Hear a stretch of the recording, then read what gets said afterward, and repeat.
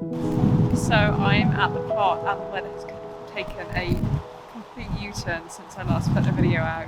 We've had so much rain and really strong wind at the moment, so everything feels a bit wild. I've also had my first dahlia come into bloom and she's absolutely beautiful, but I'm not going to pick her just yet. And here today I'm just going to pick some beetroot, which is kind of like the first harvest of the year, it feels like, which is really exciting. I can see some dahlias that have come through, and I've also got some Aztec broccoli, which I've never tried before, but we are having like portobello mushroom steaks for dinner, and we don't have anything to go with them, so I'm gonna fry up some of that and see how that goes.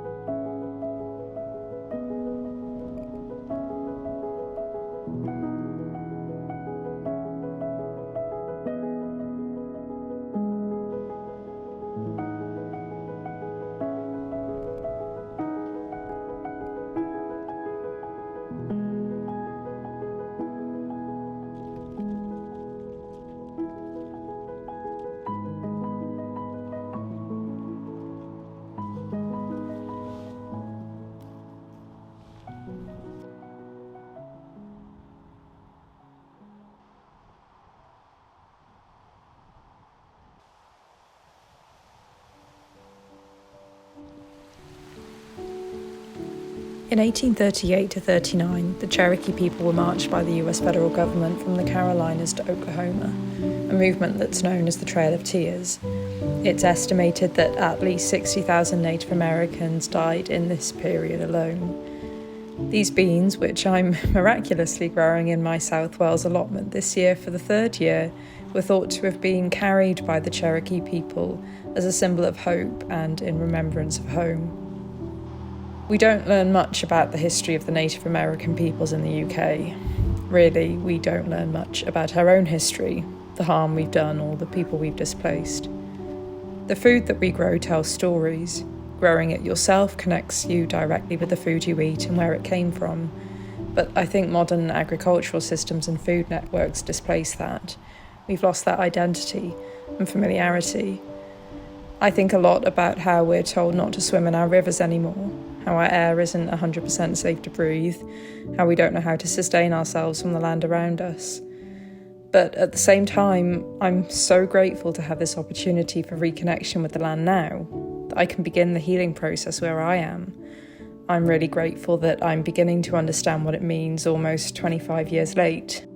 I think it's a shame that I missed so much of my life without it, and I know most people will go their whole lives without it, but I have a lot of time to learn about the places around me and understand where I can be most useful.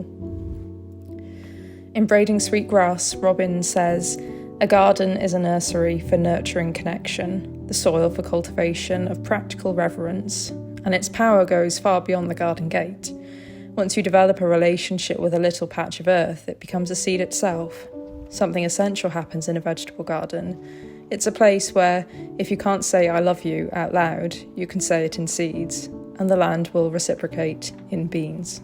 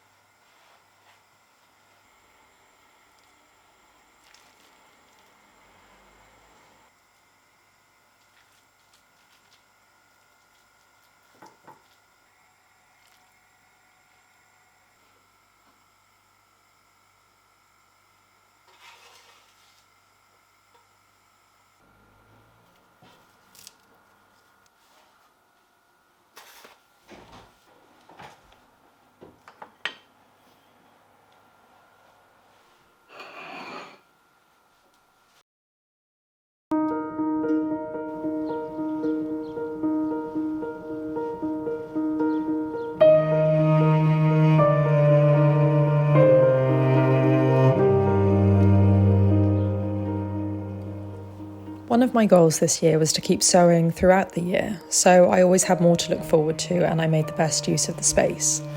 I'm starting to sow for my winter garden, which is new for me, and I'm sowing flowers ahead of next year. As well as my allotment, I have a greenhouse at my mum's house, which is typically wild and overgrown, with cucumbers, melons and tomatoes literally bursting at the seams. I don't like to cut it back too much, so I've tried to tie some of the stems around the frame of the greenhouse, but there have been some casualties which I've made splints for. I'm not sure how well this will work. The smell in the greenhouse is amazing, and this space is where everything begins for me each year, when the sun starts to appear in early spring. It's always amazing to me that the greenhouse starts off fairly sterile, with rows of black seed trays waiting to be germinated, and then in only a few months it's this warm, fragrant jungle of summer produce. I can't wait to harvest in here soon, but for now I'll keep tending and pruning while I can still get inside.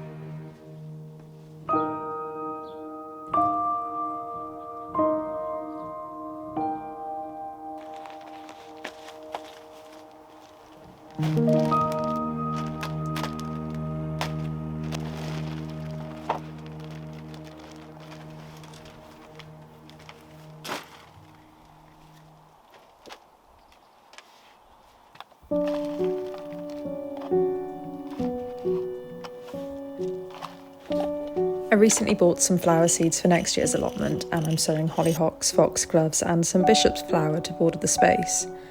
I'm also going to sow a few other things before the end of July. More beetroot, carrots, spring onions, peas, and try to sow leeks again for a harvest next year.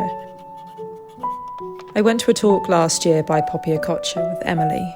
Poppy talked about how we used to live in communities where everyone played their part, everyone contributed something. The burden of self-sufficiency didn't really exist because the community provided, not just one person. There's always more we could be doing, more we could be growing, but I'm working hard to remind myself that I'm doing the best I can with what I've got, and we have to hope that everyone else is too.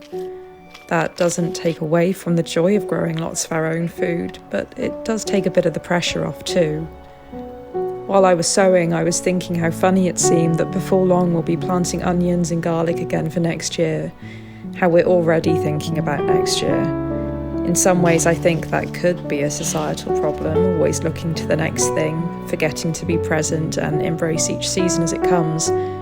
But it's also a hallmark that the cycle of life for a gardener is really endless, always giving and requiring our energy in return, and I think that's such a gift.